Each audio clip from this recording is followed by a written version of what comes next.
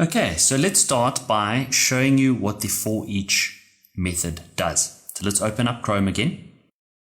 And you can see we've even got our previous examples still on the screen. I'm going to be coding this in real time with you. And to prove that, let me just magically show myself. Just a second, just give me a second. And there we go. All right, so here I am with you. I'm coding in real time, and I just want to show you what the forEach method is meant to do. And I want to give you an example that isn't so easy. You know, I can just use an array and we just loop through the array and console log those items, but I always try and, I think you're at the point now, especially with this course, that you understand at a high level what JavaScript is.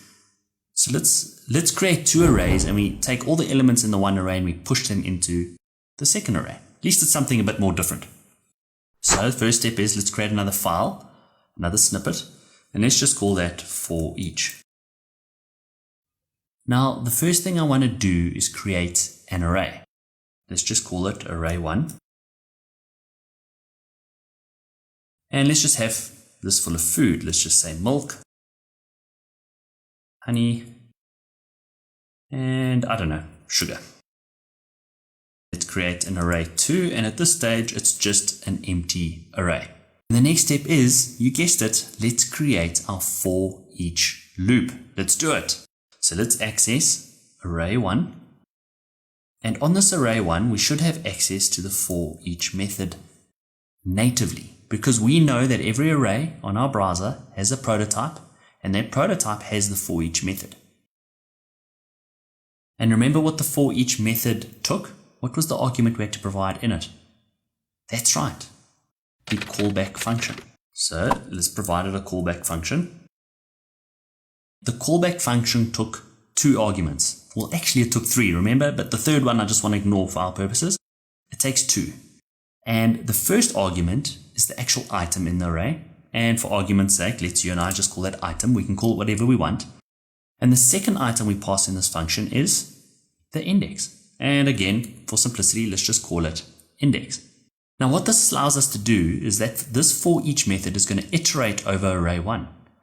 And each time it iterates over the array1, it's going to take each item in that array, and it's going to throw us back an item and an index. What do we want to do with that? Well, let's push the item into the new array, array2.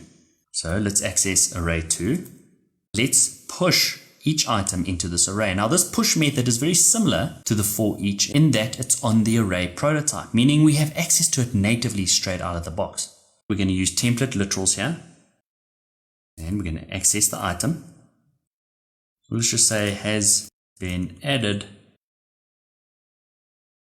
as number. And then we'll also access the index. And then the last thing I want to do is I want to show you what this array looks like. So let's run this function by pushing Control Enter. And there we go. We can see what the result is on the screen. Milk has been added as number 0. Honey's been added as number 1. And sugar has been added as number 2. And of course, we can even improve on this code. We know that the new and improved way of doing things is the arrow syntax. So we can get rid of the keyword function. And we can put arrow syntax over here. And we can run it again. Sorry, we have to refresh. To refresh our code, let's clear the console and let's run it. And there we go. We get exactly the same result, but now we're using the new and improved arrow syntax.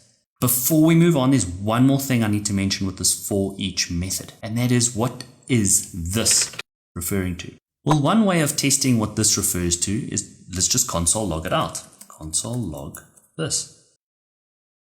And again, let's just do a refresh. Let's clear the console and let's run it. What this tells us is that the this keyword is currently referring to the window object. And this makes sense. And we're going to get into this in more detail later. So I don't want to harp on why this happens now. I'm going to be talking about that. So just hang on for that. But with this forEach method, it actually takes two arguments. The first argument was the callback function, which we've done. But the second argument over here, that's also interesting. That lets us define what we want this to point to. So for example, if we wanted this to point to array1, we could just pass array1 into the second argument. Okay, let's refresh, let's clear this console, and let's run this again.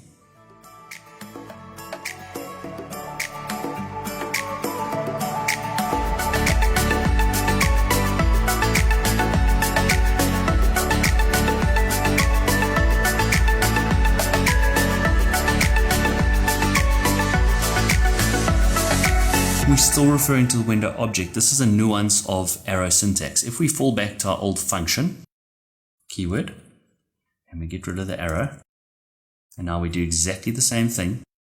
We run this again. There we go. We get this referring to the actual array. Okay, so just bear that in mind. With the arrow syntax, it really does handle the word this differently. But as the forEach method has just shown, there are two arguments. First argument is the callback function. The second argument is what you want this to refer to. But if you are using that, you have to fall back to the old way of writing a function.